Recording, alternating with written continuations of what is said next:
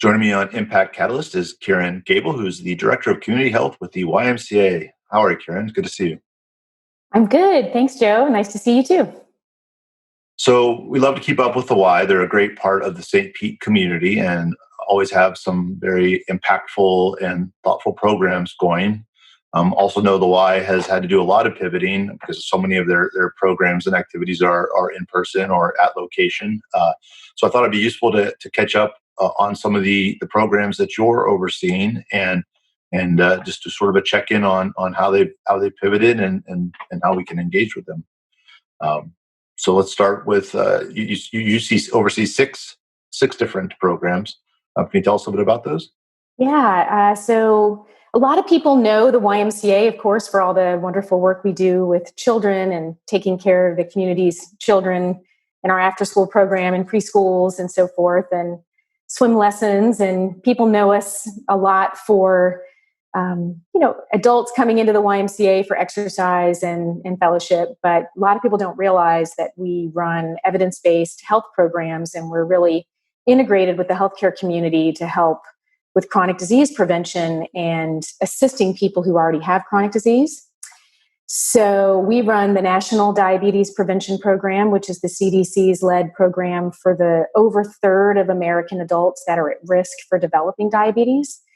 Really couldn't be prouder of that program. It's our flagship program. And during the COVID crisis, we took that really robust program that was meeting in person and we moved it to virtual classes.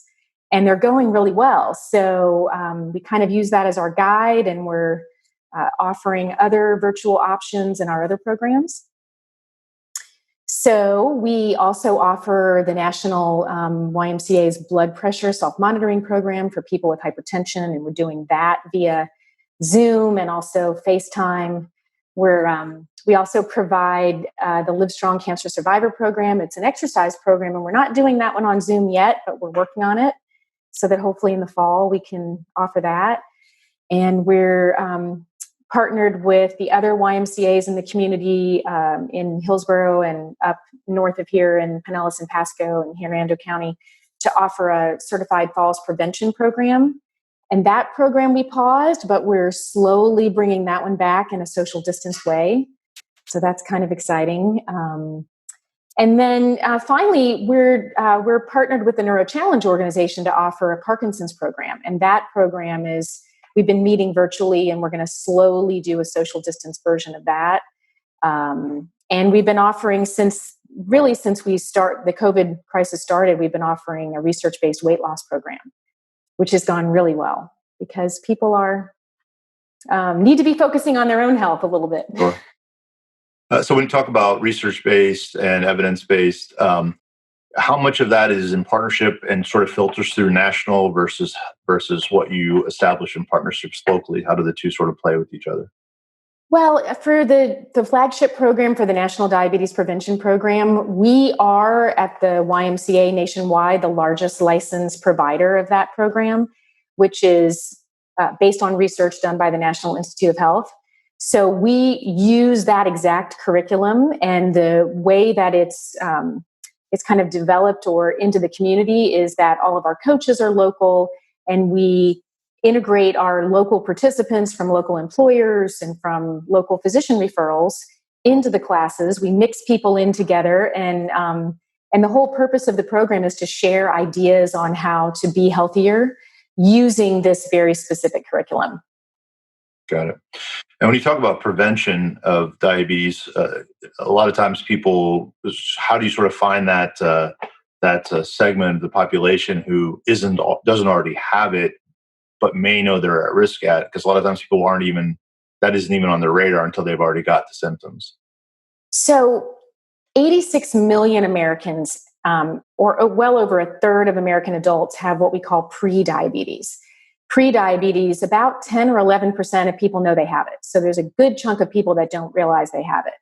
And they have it because of an elevated blood sugar or maybe family history. And so they don't realize they have it because there aren't any symptoms for pre-diabetes. So the majority of people come through our program are coming through physician referral. We have a lot of partnerships in the community for physicians and hospitals to send us referrals. And then a portion of participants come through employer referral. We do a lot of marketing to our employer partners like the school board and the city of St. Pete and Baycare and others, where they encourage their employees who have been diagnosed with prediabetes or who have risk factors. And then word of mouth. A lot of people learn about the program that way. And then those people can do the program as long as they have a little bit of weight to lose. We can help them, and we can help them reduce their risk of developing diabetes by 58 to 71%. It's really incredible. And the only criteria is that they have some weight to lose and that they're willing to do the program, which is healthy habit change. Healthy habit changes are good. So if someone were watching this our conversation, and how might they reflect upon their own health to consider whether they may be pre-diabetic, and if they figure they check enough of those boxes, what can they do next to engage with you? So if their doctor hasn't mentioned that they have prediabetes, they can find out if they're at risk. They can go to our website at stpete.ymca.org, and they can take a quiz, risk assessment, to find out. And if they are an adult over 45 and they have a significant weight to lose or a body mass index of 25 or greater, there's a good chance that they might qualify to do the program. And then if they do qualify to do the program, it's a matter of them self-referring, or like I said, they can also speak to their doctor and their doctor can send a referral over. One of the things I'm really proud about this program is if there's anybody out there who is on Medicare, is 65 and above on Medicare, or if their parent is on Medicare, they can enroll in the program through a physician referral. Medicare will cover the cost, which is wonderful. They do have to have a qualifying referral from their physician. So you and I can refer ourselves, but if you're that age and you want your insurance to cover it, then you have to have a referral. Got it. And what is the fee for the program? So, well, there's no fee if insurance covers the program. And then what's really great is we have a full payer matrix. So if you do not have insurance that covers the program, and a lot of commercial programs do, but if you don't, then the national price point is $429 for the entire year. And that includes a trial membership to the Y. But there's many other payment options in between, everything from scholarships to other payment options and payment plans. Yeah, so there's a lot of different ways people can do it. Great. And after being involved with this this program for the amount of time that you have, how have you experienced the results, and what have you seen from the people who have gone through the program? Well, the results are phenomenal. So the goal of the program is for people to lose between 5 and 7% of their body weight. And just to kind of give you an idea, that's a 200-pound person. We're going to ask them over the course of a year to lose 14 pounds. So it's not a lot of weight. But we ask people to lose between 5 and 7% of their body weight and increase their physical activity.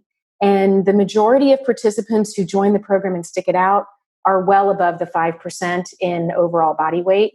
If they stick it out for the whole year, the program is a year long, they're usually over 6% weight loss on average.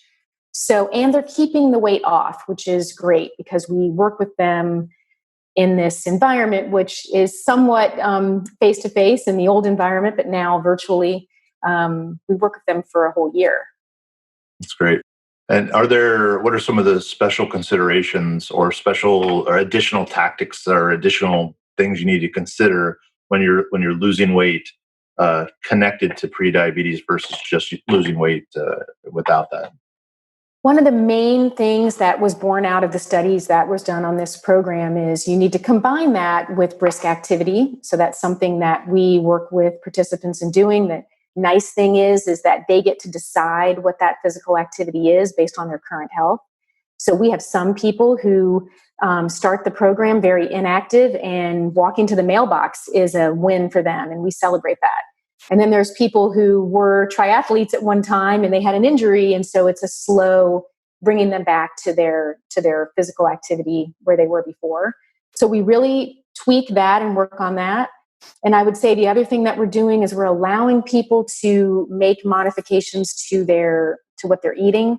And again, we let them make those decisions on their own. We don't tell them exactly what they have to eat. We don't tell anybody anything they can't eat. We allow them to make those decisions along, with healthy eating guidelines. And we ask them, and this is the best part, we ask them to track every morsel of food that they put in their mouth and drink. So we teach them about how critical it is to what we kind of laugh about in the program, having a hurt wrist from picking up things on the shelf and looking at the labels and really tracking what they're eating and getting to know what they're eating. It's really powerful when you do that because a lot of times a lot of calories are going in that you're not registering. That you just don't realize. That's probably the biggest aha moment that I've seen with the over 2,000 people that have done this program in the last several years here in south of Ulmerton Road alone, is the ahas they have around, wow, I didn't realize, what was in what I was eating, or, how much fat, calories, sodium, whatever was in the food. So, yeah.